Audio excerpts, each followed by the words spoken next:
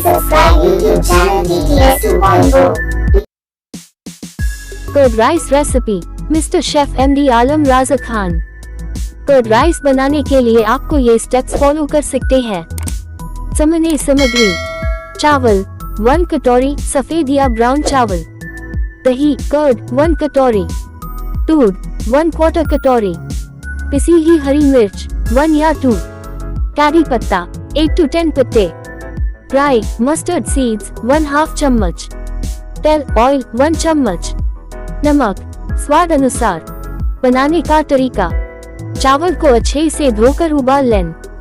चावल पकने के बाद उनको अच्छी तरह से ठंडा होने दें।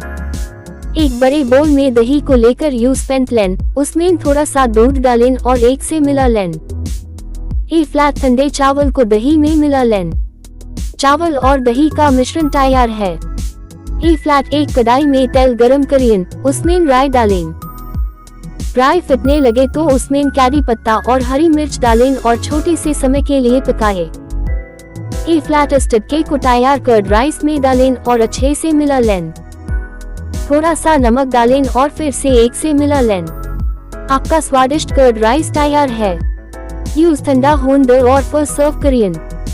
आप इसमें अपने पसंदीदा साथ में करी, पिकल या पापड़ भी सर्व कर सकते हैं। Enjoy your meal. Please subscribe TTS2. Oh, please like and share. Thanks for you.